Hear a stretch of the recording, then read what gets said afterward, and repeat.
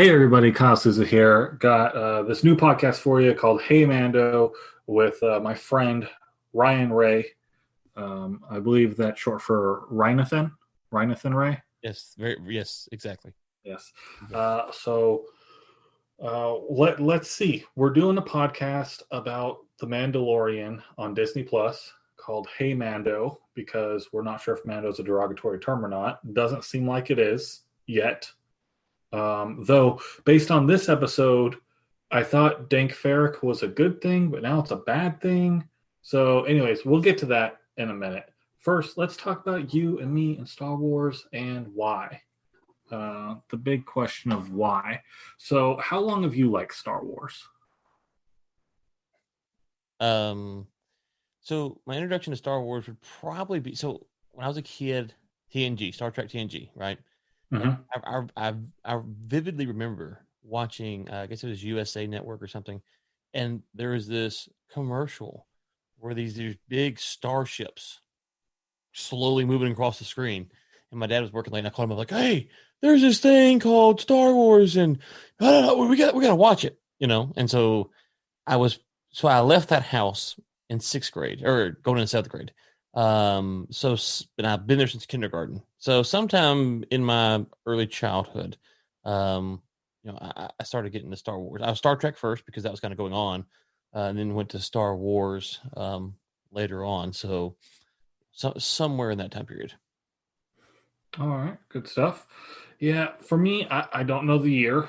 One of my earliest memories in childhood was of a drive-in movie theater outside of Phoenix, and it's a scene from The Empire Strikes Back on Cloud City with Luke and Vader doing their lightsaber battle.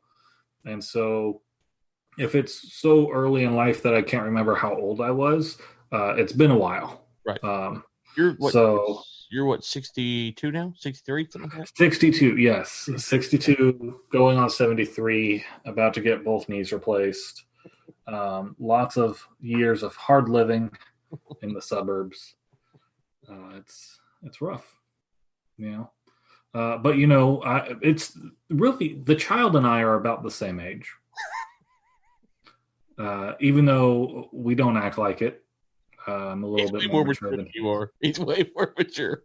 He's way more mature. He has aged so much in this series, just like him as a person. He's DH, has he? Oh, hold on. Are we on the introduction episode, or are we doing the first episode of this? I need to know, because where are we going with this? You got to tell me here, because I'm like the audience. I'm trying to figure out. They will have the title to know where they're at. I do not know where I'm at here. So tell me where we're going.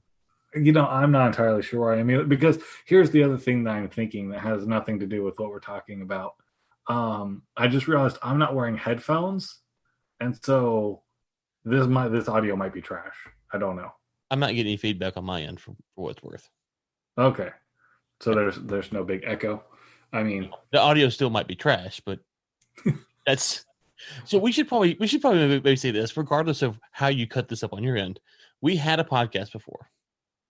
Yes, we did. It's Twilight. So if you want to know the type of commentary you might expect for this podcast, go download those 15 episodes and you will see where we're going off the rails here. Like, that's... Yes, Not Your Kid's Twilight was a fantastically failed experiment, and it failed because of me. Thank you, honestly. And it wasn't supposed to be an experiment. It was supposed to be an experience. But when experiences fail, they become experiments. It's much like the American dream is about to become. I'm sorry. I'll try to keep American politics out of this fantasy world. Late Night Kyle is the best Kyle. For the three of you listening, Late Night Kyle is the best version of Kyle there is. It's undisputed. Thank you. Which also, if you don't like this version of Kyle, you're definitely not going to like the rest. That's right. If you don't like this Kyle, stay away from Morning Kyle, because he sucks on a good day. Oh. All right. So, so I was really excited about The Mandalorian. So we're still doing the intro episode. Okay. So, okay, there we go. To answer the question you asked an hour ago. Okay. And I was really excited about the show, and you didn't seem very excited about the show. What's up with that? Well, so there's a couple books in the new canon. So you are infinitely more wise and knowledgeable about the old canon or lore, or whatever you call it. The expanded universe now classified as legends. Legends. See, I can't even say it right without you correcting me. That's how. I'm sorry. No. That's you showing your PhD. It's cool.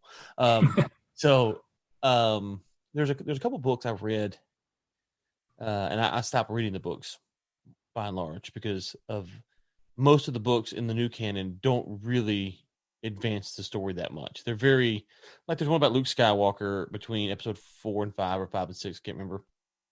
And it's kind of a neat story about him using the Force a little bit, but it's not that much. But then there's some other ones that don't really go with the mainline story. They're kind of offshoots, and I can't think of the one I'm thinking of. I can't think of the name of the one I'm thinking of now, but it's about this group of rebel fighters, I think is what it is. Anyways, and it's okay. It's okay. It's in and of itself, it's fine. But I think the problem that the Star Wars and generally will face is when you detach. We watch Star Wars because of the mainline story, and when you get too far removed from that, your natural inclination is to go, well, how does this fit into the bigger picture? And if it really doesn't fit in the bigger picture, then you're like, well, would I have read or watched this on its own? And when you judge it on its own, unless it's really good, you become a very harsh critic of it because you're like, well, why'd I read this book? Like, okay, there's some random battle on some outer rim planet, and great, this is some random. It becomes its own random sci-fi novel, and nothing wrong with that. But the problem is, if you're going to eventually weave that into to the main line or build out this own storyline, well, I've got to buy into that, and that's a separate thing than what I've bought into already. And so the Mandalorian kind of falls in that category. It's like, okay, is it part of the main storyline, or is it its own thing? And if it's its own thing, do I buy into it as a standalone? And it feels like they're trying to separate from the main, but they got Baby Yoda, so it's very much the main is every episode present.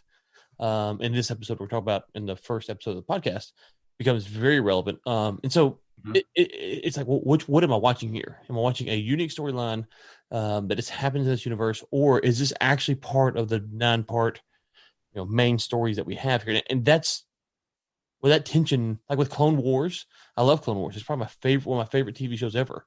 But that's main storyline being built out. So that's kind of my tension with what you see. It is main storyline being built out. Talking about Clone Wars, except so many of those characters. I guess you have like Captain Rex and everything. They make appearances in the movies, but they're not main characters in the movies. And Ahsoka is nowhere in the movies other than a brief voice cameo in episode 9. Right. And we should be seeing her. They talked about her last episode, episode 3 of season 2 in The Mandalorian. So I assume she'll be here sometime before the end of season 4. Mm-hmm. But you're always so in the Clone Wars. I don't know the math particularly, but Anakin, Obi-Wan, R2, C-3PO, Padme, Palpatine. All Mace of those Windu, Yoda, all of those main characters in every episode, I think at least once. Jar Jar, Darth Maul. So all of those characters I think are in every episode, at least one of them is. And so it's very much the main storyline on a side mission, whereas Mandalorian we haven't had any mainline characters except for whatever we're talking about, Baby Yoda, but whatever that is, the child. That's the closest thing to a mainline character that we've had. We had Boba. I'm sorry, we had Boba. Spoiler. We had Boba. We had Bo-Katan. Right. She's not a mainline character in the movies. No, not in the movies. That's true. Not in the movies. She does make multiple appearances in the other animated series. We should say spoiler alert. So we're this introduction is coming out during season 2, episode 6. So spoiler alert! If you haven't seen it, Boba makes a brief appearance. We don't know what it means. So Boba is the only mainline character to make an appearance that I can think of. And so, okay, and that's fine if we're going to go on an offshoot of his life. But 15 episodes in or whatever it is, 13 episodes in, 12 episodes. He's not been the predominant character, so it feels like even there, to tie it into a mainline Boba story is not really where we're heading. Yeah, no, I think they're trying to tell a parallel story to the main story. Sure. I don't think that I think there will be touch points where it touches on the main storyline, but that it is supposed to be predominantly a standalone story. Kind of like Rogue One, right? We did not know any of those people other than, say, Mon Mothma. And in that one, we knew they were all going to die because, spoiler alert, they told us that back in 1977. And, or before then. But anywho. Right. So we should have, spoiler alert, this is in a long time ago. So this is all historic relics. Yes, this is all historical. This is all. Well, now I'm being cautious about the spoiler alert thing. I think I just need a disclaimer at the beginning of every episode telling people spoiler alert, and then just play. Yes. And whatever happens, there are spoilers beyond. But what was I saying? I've already forgotten. You knew they're all going to die in Rogue One. Oh yeah, Rogue One. So Rogue One was like its own thing. It was a parallel. It fed into it. It was a really good prequel. It was probably the best prequel movie we've seen, right? Whoa. Though I didn't hate Solo. We're gonna fist fight over that. We're gonna. It's okay. Episode 3. I mean, Episode 3 was good. Episode 3 was good. I liked Rogue One more though. You know. Are you? I'm sorry. This is why we only made 15 episodes on the last show. If we're being honest, it's this kind of nonsense. And now, 10 minutes into the first episode of this new series, we'd like to thank all of our listeners for having enjoyed our podcast. We'll see you on the next show. So I thought Rogue One was good. I enjoyed it. Rogue One, I think, owned what it was. And that's something that in movies... have you seen Greyhound?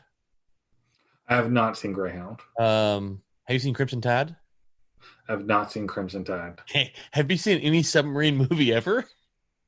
Yeah, there was this one Russian one where they were all getting nuclear poisoning.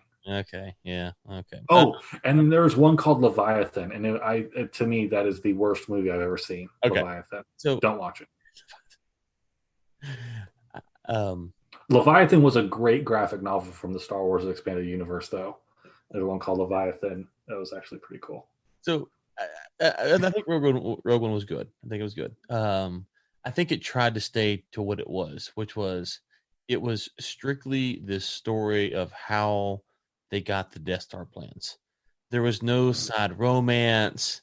It was clunky because of the reshoots and stuff, but generally speaking, it was trying to the idea to get the Death Star plans, to gain the Death Star plans, and that's really what it tried to be. And so, as a standalone, it's okay because it owned what it was. With the Mandalorian, I don't know what it is, and that's the problem. Like, what is it trying to be? And it's a slow burn. It's like it looks up slow burn in the dictionary and it laughs. It's like, hey, you are 100 times faster than what a slow burn actually is.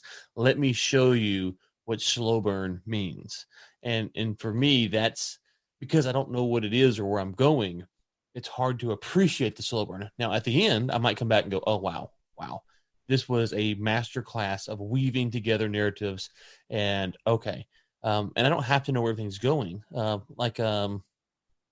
you do want to know, like with Justified. Have you seen the show Justified? No. Okay. Speaking of season 2 spoilers, though.